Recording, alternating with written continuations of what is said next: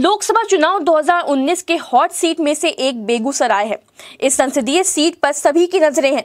यहां भाजपा के दिग्गज गिरिराज सिंह, गठबंधन के उम्मीदवार तनवीर हसन और सीपीआई के युवा नेता कन्हैया कुमार के बीच त्रिकोणीय मुकाबला है। मंगलवार को कन्हैया के नामांकन में कई नामी चेहरे बेगूसराय पहुंचे। हम आपको उन सपोर्टर्स के बारे में बता रहे हैं जो बड़ा चेहरा नहीं है, लेकिन दिल्ली और अन्य राज्यों से बेगूसराय पहुंचकर कन्हैया को ताकत दे रहे हैं। लोकसभा चुनाव 2019 की हॉट सीट में से एक सीट बेगूसराय की भी है।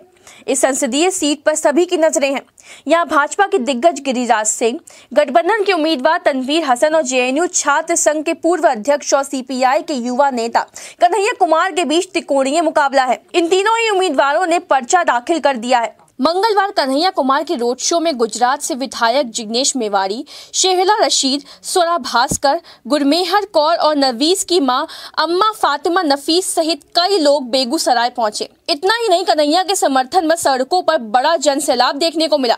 इसमें कई ऐसे चेहरे भी थे जो कन्हैया के लिए काफी दिनों से प्रचार में जुटे हैं। कन्हैया के चुनाव प्रचार के लिए जेएनयू, दिल्ली यूनिवर्सिटी और जामिया मिलिया के स्टूडेंट बेगूसराय पहुंचे हुए हैं। इसके अलावा कई अन्य राज्यों से भी स्टूडेंट विंग ने मोर्चा संभाल लिया है। पीएचडी वाले कर रहे हैं प्रचार। अल्पसंख्यक समुदाय के वोटर्स के बीच कन्हैया कुमार के लिए जामिया मिलिया से पीएचडी कर रहे शाहनवाज चुनाव प्रचार का काम देख रहे हैं। वे भी बेगूसराय के ही रहने वाले हैं। 257 पंचायत वाली बेगूसराय सीट पर शाहनवाज की टीम मुस्लिम वोटर्स के बीच प्रचार करती है। दरअसल बेगूसराय सीट पर मुस्लिम वोटर्स काफी कुछ तय करते आए हैं। इस समुदाय के वोटर्स को साधने के लिए सभी दल गणित बैठाते हैं। डीयू से पढ़ाई करने के बाद पीएचडी में दाखिले के लिए जुटे सूरज कुमार ने बताया कि वे नामांकन के लिए कुछ दिन पहले तक कन्हैया के साथ उनके कैंपिंग में लगे थे। सूरज का कहना है कि पूरे बिहार में बुनियादी मुद्दों पर सिर्फ बेगूसराय में चुनाव लड़ा जा रहा है।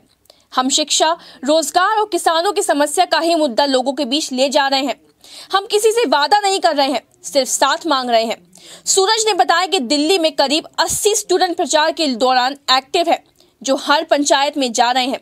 ये सभी अपने खर्च पर यहाँ आए हैं। 90 के दशक से लेफ्ट के गढ़ में लगने लगी थी सेंध। बेगूसराय संसदीय क्षेत्र में 7 विधानसभा आता है। 90 के दशक से लेफ्ट से सबसे मजबूत गढ़ में सेंध लगनी शुरू हो गई थी। 1995 तक यहाँ की 7 में से 5 सीटें वाम दलों के पास थी, लेकिन बिहार की राजनीति में लालू प्रसाद यादव की एंट्री के बाद सवर्णों जातियों के खिलाफ शुरू हुए आंदोलन ने बिहार में जातीय समीकरण की रूपरेखा तैयार कर दी, जिससे लेफ्ट का गढ़ बेगूसराय भी नहीं बच पाया। बता दें कि तेघड़ा विधानसभा सीट पर 1962 से लेकर 2010 तक लेफ्ट का कब्जा रहा। 2010 के चुनाव में बीजेपी यहां से जीती थी। अब रही लोकसभा चुनाव की बात, तो पहले बेगूसराय और बलिया दोनों अलग अलग लोकसभा चुनाव क्षेत्र रहा है। बेगूसराय में 1967 में सीपीआई ने कांग्रेस को हराकर चुनाव जीता था। 2014 में भी सीपीआई ने 1,92,639 वोट लाकर तीसरा स्थान प्राप्त किया था, जबकि 1939 में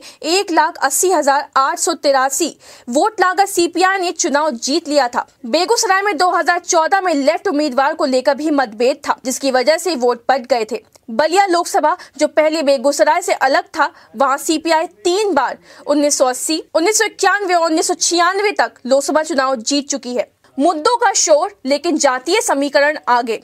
एक वक्त था जब बिहार में भूमिहार कांग्रेस के साथ हुआ करते थे, लेकिन कांग्रेस ने लालू यादव को समर्थन देकर चुनावी गणित ही बदल दी। इस समर्थन के बाद भूमिहार के साथ ओबीसी ने नीतीश कुमार और बीजेपी का हाथ थाम लिया। इस लिहाज से समझा जा सकता है कि कन्हैया कुमार खुद ही भूमिहार है, उनको अपनी ही जाति से वोट मिलेगा। ये आज के परिदृश्य के दावे में नहीं कहा जा सकता है। ये तय है कि कन्हैया कुमार गठबंधन के उम्मीदवार होते तो मुकाबला त्रिकोणीय नहीं होता। इधर उनके समर्थकों का कहना है कि कन्हैया कुमार जनता की बुनियादी जरूरतों के लिए लड़ाई में उतरे हैं, इसलिए हर वर्ग का वोटर उनके साथ है। लेटेस्ट न्यूज के लिए वीडियो को लाइक करें और चैनल को सब्सक्राइब करें।